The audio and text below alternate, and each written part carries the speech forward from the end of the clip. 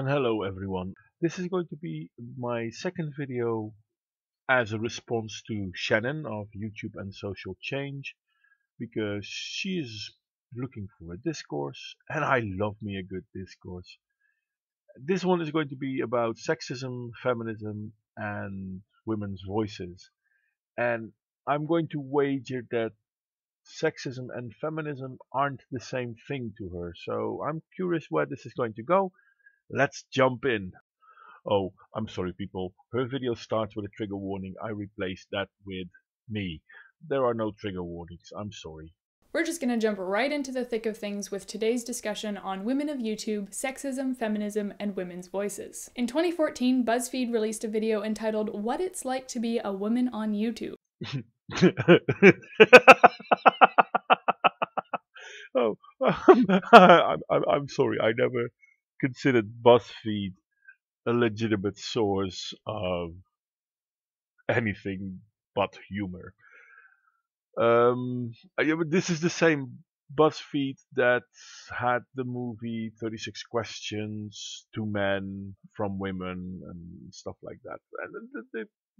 Okay, never mind. I'll pretend that you didn't make a joke and that you are actually serious, and I will listen to that. I'm sorry for my outburst. It zeroed in on one of the biggest problems that women face when producing content on the internet, and that is how to make money off of videos, or how to plan time so that you can do more videos in a shorter period of time, or how people can be approached and to make them feel that they are part of your YouTube channel, or you know what, I'm going to stop guessing. What is it? the comment section. While scholars and marketing strategists attribute the comment capabilities on YouTube as one of its successes as a form of participatory culture, it has also formed into a vapid space for internet trolls. Comment culture is vile and, as blogger Janine Jacob puts it, can be like watching Jerry Springer with its rampant racism and sexism.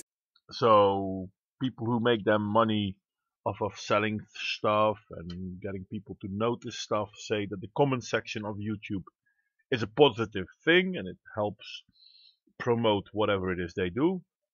But there are also trolls. And yes, there are also trolls. And there's this very old saying, do not feed the trolls. So if someone is spouting harassment on your channel, hey, you know what? Ignore him, let him do whatever, or block him, or what so many feminist users do, disable comment. There you go. That's a solution. So that's the solution to a problem that doesn't really exist. The question is, why is it a problem that someone spouts hateful stuff or misandry or misogyny or even threats? I mean, if you seriously think those threats are a serious issue, then that's where you have the police for. And that's where you can use YouTube's own system for. You can complain on someone and whatnot. Um, but on average, though, I have to say this. If you find a lot of hateful stuff in your comments, maybe you should take a better look at your own videos. Because this is the thing with karma. What goes around comes around. And yeah, maybe that's also someone, sorry, not someone, something to keep in mind. On YouTube, as soon as a woman steps in front of the camera, one can expect the comment section to devolve into purely sexist, abusive, and derogatory messages almost entirely about her body. Emily Grassley, a science and education YouTuber, posted a video in November 2013 entitled Where My Ladies At. This broke form from her regular content to call out the types of sexist comments about her body that she has to sift through on videos about animal anatomy. Yeah, I watched that video. It was a good video. It really was. She does complain. No, complaining is the wrong word. She does mention that this happens. She also mentions that this doesn't seem to be happening as much with men. She also mentions that this seems to be a reason for women not to make that much video content. And she also gives a few other reasons. Um, it's not the only reason. And yes, it's not nice when it happens, but when I watch that movie, I don't get the feeling it's that big of a deal. I mean, it's annoying, it's a nuisance, but it's not the be all and end all of it. And you're here now proclaiming it is. So either I don't understand her or you don't understand her. Is there any part of my job that I don't look forward to? I would have to say it would be the frustratingly negative and sexist comments that I have to sift through in my various inboxes on a daily basis. Now, don't get me wrong, the overwhelming majority of comments I receive are positive and encouraging, but there are still a lot of nastiness that I have to deal with on a daily basis in trying to make these positive, encouraging videos. Now, don't get me wrong, I don't think she should need to deal with nastiness, but then again, we all need to deal with nastiness. The point she is making is not that it's a reason for her not to do it, she's just saying she doesn't like to have to do this. But she's still doing it, so kudos to her. And the next part, one moment. But what is preventing women from reaching the same number of people? I feel like in general, women don't have enough time to do these things because of the pressure that every episode has to be flawless in execution. This could be a deterrent for both men and women, but I feel like women are going to give up more easily because of comments like this. I'd still totally do her. We have a fear of the feedback from our subscribers and commenters because we're afraid that our audience is more focused on our appearance than the quality of our content. Even more than that, we're not convinced that the content has to be good or factual because we're not convinced that people are watching for the content in the first place. As you may have noticed, the argument she's making here is fear on the side of the woman making the content because of the harassment she may receive, and the feeling that they don't have to do the work because it's not going to be taken serious anyway. Again, this is a mindset. I mean, if this is the mindset you're going to work with, then yeah, okay, sure, you don't have to make it. Who cares? You don't. But if we only make stuff because we think we're going to have a huge audience and they will love everything we do, hell, I might as well stop right away. I mean, I've got what?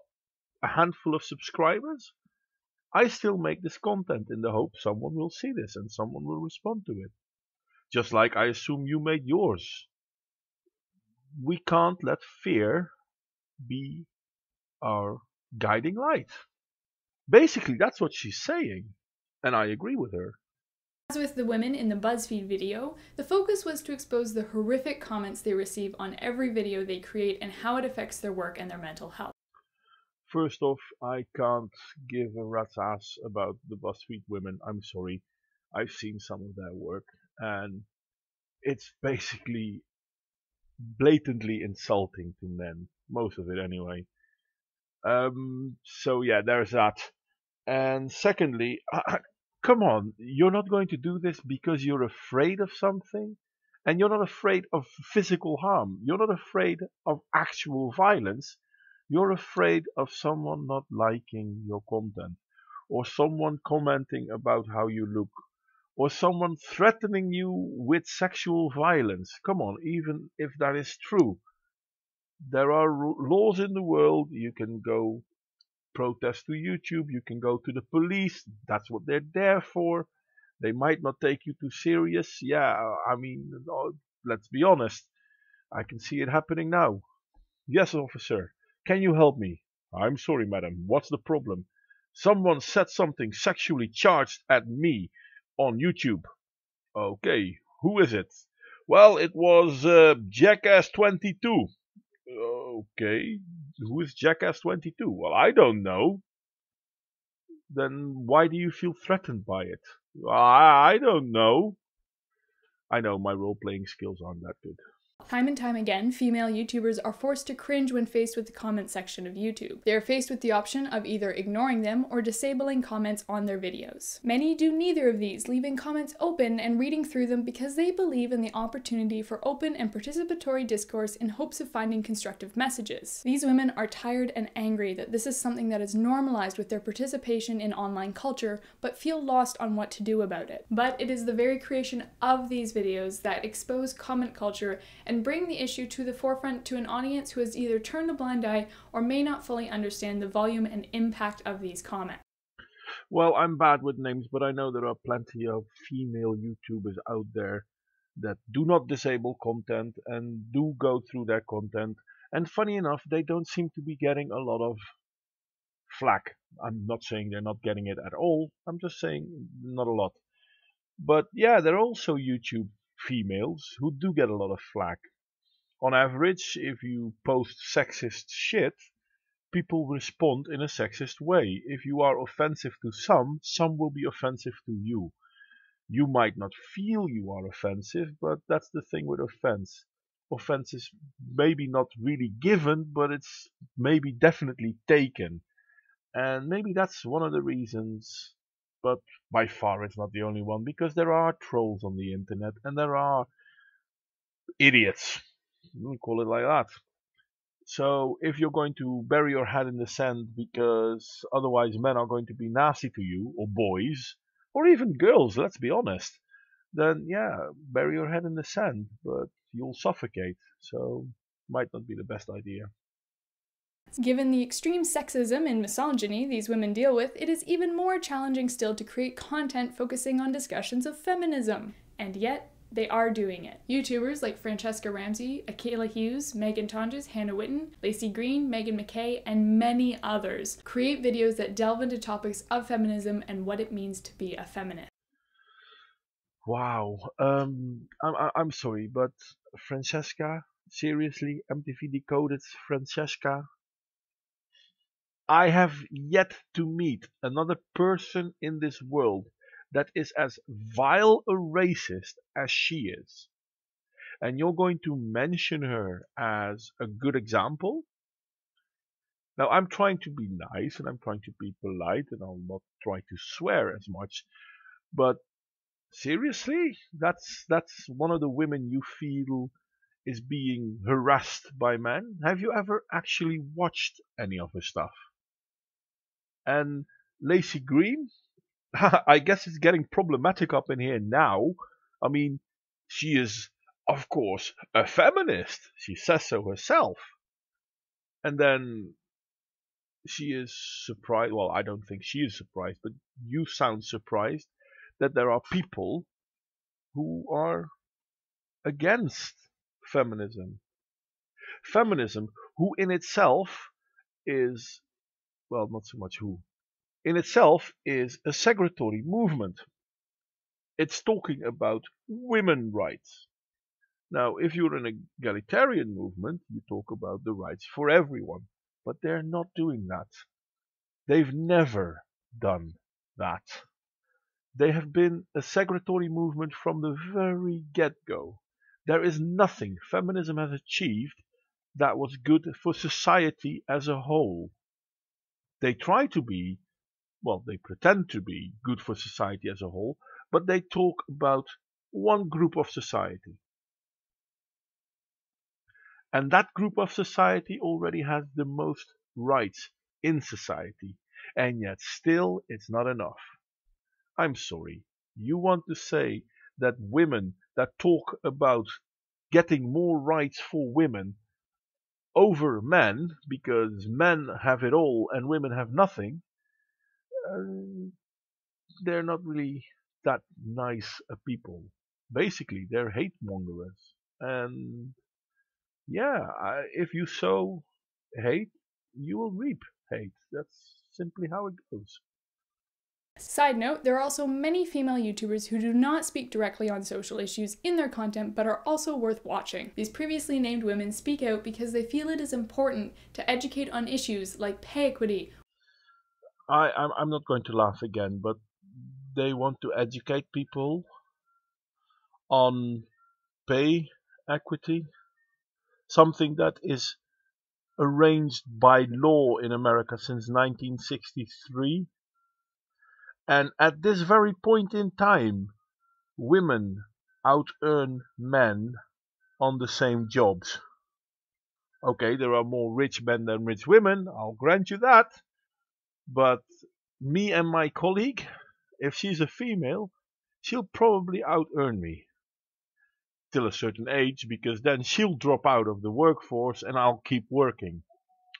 This is not equal pay. Women already have more than equal pay. But yeah, no, there is no education to be had from these women that continue the story of the wage gap, which does not exist. Women's health and sexuality, body positivity, sexism, as mentioned earlier, and cases of sexual harassment and assault. Yeah, they'll educate us all right into the negative zone. You do realize that the things you mentioned are not only affecting women, but by putting in that one word, women, you suddenly make it about one group. And that's kind of the issue. In terms of discourse around sexual assault and harassment, some of you may immediately remember the disturbing series of events that came to light in 2014 within the YouTube community. In March of 2014, allegations arose against particular YouTubers interacting in sexually manipulative or abusive ways with their female fans. Some of these young women chose to come forward in blog posts, others through posting candid videos on YouTube. I hate to say that these were not the first cases of reports of sexual abuse within the YouTube community between YouTubers and their fans. In 2012 and 2013, other cases were brought forward against Gregory J., Michael Lombardo, Ed Bland, Josh Makado, and Kelly Montoya. But when allegations against YouTuber Tom Milsom came out in 2014, it sparked a ripple effect as other accounts from women started to arise about their abusive interactions with popular YouTubers. By the end of March, numerous allegations had been made against YouTubers Tom Milsom, Alex Day, Danny Hooper, and Alex Carpenter. The public outcry led to these creators having their names dropped from labels and companies, banning from YouTube conventions, and many of them removed their social media and left their YouTube accounts. Through the spring and summer of 2014, the topic of creator-fan responsibility and power relations became a topic of discussion at events and in the online community. YouTubers were forced to reevaluate the people they thought they knew and learn how to speak about topics of abuse with their own fans. Many YouTubers uploaded videos on the topic of consent and its absolute necessity. These videos were directed both at fans of YouTubers and YouTubers themselves. It is with this in mind that makes the infamous case of Sam Pepper in September 2014 all the worse. Pepper, a prankster YouTuber, uploaded a prank video pinching the backsides of unexpecting women in public. Immediately, the YouTube community was disgusted by his behavior and another wave of public outcry began. Pepper attempted to defend himself by posting another video, explaining that the prank was part of a series to expose domestic violence. As you can imagine, this did not go over well. Women started to come forward with their own personal interactions with Pepper, leading to the YouTuber Lacey Green creating an open letter after many women came to her personally. She discussed the case at length in her own videos despite threats on her life from Pepper and his fans. Within days of the Pepper case, though otherwise completely unrelated, YouTuber Anya Magliano Wright made a video with allegations against YouTuber Jason Sampson, leading to more women to come forward yet again. So, what do all of these examples of sexist comments, topics of feminism, and YouTubers and sexual abuse have to do with one another? Okay, I let you go on for a while there because, well, interesting. What do all these things have to do with one another? I'm pretty sure this is not the answer you're looking for, but it proves that to destroy someone, you merely need to make accusations of sexual violence. Which one of these guys actually got arrested and convicted in a court of law? Not in the court of public opinion, manipulated by all those women. Which one of them got convicted in a court of law? Now don't get me wrong, if any of these guys are rapists, I will help you burn them. I seriously will. But the problem with these women crying rape all the time, it's like the boy crying wolf. I'm sorry, I cannot hear it and believe it anymore. There have been so many high-strung cases of rape, the media filled with it. which were bogus. So if all these women come out to complain about something or other, how many actually went to the police? How much of it can be proven? How many people got convicted? Because we have people being fired because it's alleged that they made jokes about sexism. And this is actually happening to Nobel Prize winners. So what does the average man have a chance? As soon as a woman starts crying, "Oh no, he sexually assaulted me," or "Oh no, he was misogynistic to me." This is the world we live in. Women cry wolf and men pay the price. I wonder how long that'll stay that way. I mean, not too long ago in Canada, they had this court case which lasted several years about a guy who was harassing women, two feminists, on the interwebs via Twitter. And in the end, they basically took away his livelihood for a few years, and the judge found nothing. So the guy got, exonerated and whatnot, but he still lost a few years of his life just because women cried rape. And this is fair to you? Shit, if this is fair to you, I don't know what's unfair to you. Other than painting an incredibly depressive picture, each of these showcase the importance of women's voices on YouTube. In a place that is so open without influence from the higher powers at YouTube, it is up to the audience and community to take on a role of self-policing. Though YouTube's freedom for expression without gatekeeping by its overseeing corporation are often what makes YouTube special and intriguing, it can also be what leads to the biggest downfalls. Though I agree with you that certain forms of sexual assault and whatnot, and harassment, fair enough. If it's truly harassment, yeah, sure. People can stand in. But what it mostly showed was women voicing their complaints. And, well, how did Anita Sarkeesian say it so nicely? Let me see if I can find it. 1 second. So I leave you with one simple thought. One of the most radical things you can do is to actually believe women when they tell you about their experiences. Yeah, because women don't lie about something like this, do they? No, never. Well, they do quite often, actually. So I understand why the listen and believe narrative is being pushed. Something that usually came from religious zealots, but then feminism is a religion as well, isn't it? Or it's very close to a religion. YouTube, the corporation, has not been able to solve the problem of filtering vile comments. It is not great at promoting its female creators, and it is awful at removing those creators who are in fact criminals. Well, they're not really stopping people from making vile comments, because the whole concept of free speech is that it needs to be free to be free speech. Censoring will basically destroy free speech. Now, this is something that I've seen social justice warriors push for a long time, and I see feminists basically do the same. As long as you agree with us, you can say what you want. As soon as you start disagreeing with us, it's considered hate speech.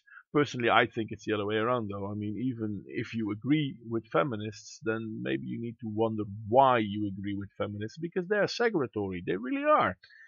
And why is YouTube not promoting female contributors more? Well, I don't know, but they don't seem to be promoting me very much either. So I don't think this is something YouTube does. People who are good will float to the surface. Apparently, I'm not good enough to float to the surface. I can bitch and moan about it, or I can, keep on keeping on. The point is, it's not something YouTube needs to do for women, because it's also not something YouTube does for men. So why are you here advocating for a priority role for women?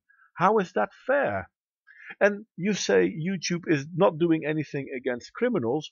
Well, I'm not even going to go into that too far. It's not YouTube's job to go into fighting criminals. That's law enforcement. Now, YouTube does stand in or step in when their rules are being violated.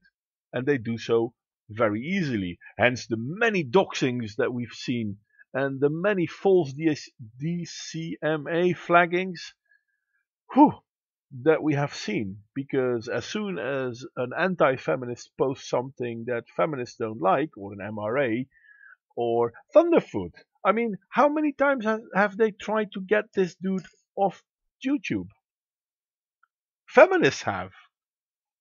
So, is he a criminal because they try to stop him? Or are they criminals because they try to stop him with false intentions and lies and made up charges? See, that's the thing though. We are not in the business of law. Law enforcers are. If there is something, if I'm breaking the law, then it's not up to YouTube to stop me. It's up to the law enforcers to stop me. So you have the right to say whatever you want to say, as vile as it might be. For example, I barely can handle Francesca because she is such a vile racist. She really is. Anyway, I'm not going to advocate that she has to be taken off YouTube. She has the freedom of speech. Idiots have the freedom of speech, no matter how idiotic their speech will be. Hell, maybe the same people I'm complaining about think the same way about me. So what do you want YouTube to do about that? If someone breaks the law, it's not up to YouTube. It's up to the law enforcers. If you know of someone who got raped, then go to the law, go to the police. If you don't, stop whining. Unless it starts to look bad on the company. Here is where the YouTube community has stepped up to do this self-policing. Creators call out the misogyny for what it is, they try to counter sexism with promoting feminism, and they look out for and support those brave enough to come forward about assault cases within the community. Women are making their voices heard. They refuse to be silenced. But by no means has the battle been won. What are your thoughts? What do you think YouTube the corporation could do to support its women YouTubers? How can the YouTube community work on making it a safer space for female creators? Even just leave a comment suggesting a woman YouTuber you might recommend. One final question. What is the YouTube community? The YouTube community generally refers... Yeah, first off, as I said, I don't think YouTube needs to do anything that they're not doing already. Silencing people is censorship. Censorship is basically everything that free speech is not. So they should not go that way. And again, if people have proof that they've been a victim of any form of physical or sexual violence, they shouldn't go to YouTube. They should go to the police. Should YouTube promote female contributors? Well, if they bring good stuff, but no, actually they shouldn't, because when you say we're going to promote one group at the expense of another group because the other group is not getting that promotion, what you're talking about is discrimination. You're actually sitting there or standing there, I don't know, advocating discrimination. So yeah, that's not a good idea. And I'm not a big channel, and I'll probably never be a big channel, and that's too bad really, because I really think I'm smart and whatnot. Maybe I'm not, maybe I just think that. The thing is though, as soon as you start pushing the narrative of one group by pushing away the narrative of the other group, well, you're starting a censorship movement. And this is what you're advocating. So that's scary to me in a way. Yes, there are feminists on YouTube talking about how great feminism is, and they're spouting the same lies all over again, which is too bad. There are also feminists on YouTube, by the way, who will denounce third wave feminism. They will gladly tell you that they used to be feminists, but because of what feminism has become, they are no longer part of it. I could name a few names, but that's not my big thing. Even first wave feminism to me is a segregatory movement and thus a hate movement. Digressing slightly, I'm sorry. I'll try to be brief, and I'm really bad at being brief. So basically what you're saying is women are against misogyny, but there are also women that are against misandry. A lot of feminism is misandry. I mean, even you in your previous video called the MRA movement a bump. So basically, you already made your opinion. I wish it was a slip of the tongue, perhaps, but your current video shows in which camp you will have your tent posted. Unfortunately, I still hope, though, that you are open for an honest discourse. I'm less and less likely to get one, I think, but let's stay positive. Let's go for it. Anyway, people, you know the drill. If you have any discussion, no, not discussion. If you have any criticism, feel free to drop it down below. And, well, see you next time.